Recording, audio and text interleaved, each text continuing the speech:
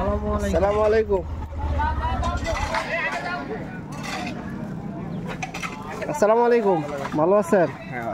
এটা আপনারা যে কাজটা করতেছেন এটা মানে কাদের উদ্যোগ?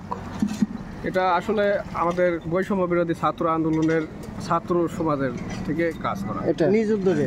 আচ্ছা, এটা মানে অর্থায়ন কে দিচ্ছে? এটা অর্থায়ন আমরা সবাই মিলে চেয়ারম্যান স্যারের কাছে গেছিলাম, চেয়ারম্যান স্যার আমাদের অর্থায়ন করছে। আচ্ছা আচ্ছা, এটা কোন জায়গা ভাইয়া? এটা হরিতগিরাঙ্গা বাজার, নওগাঁ জেলার মধ্যে না? ধামরাট থানা।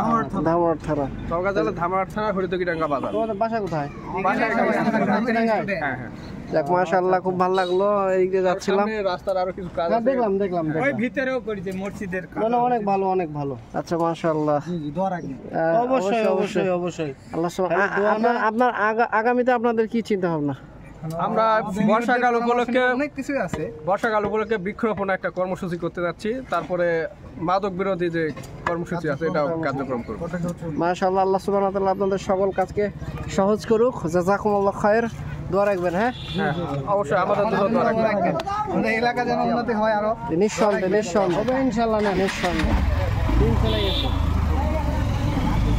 দিন ছাত্রদের। হ্যাঁ, ইনশাআল্লাহ।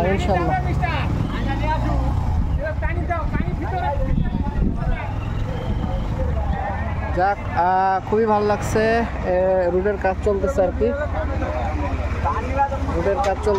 এটা ছাত্রদের নিজ উদ্যোগে আর কি। আলহামদুলিল্লাহ, এদের জন্য দোয়া রাখবেন। আগামী দিনের জন্য এরাই হচ্ছে দেশকে পাল্টাবে। আল্লাহ সুবহানাহু ওয়া তাআলা এদের সকল কাজকে সহজ করুক। আসসালামু আলাইকুম ওয়া রাহমাতুল্লাহ।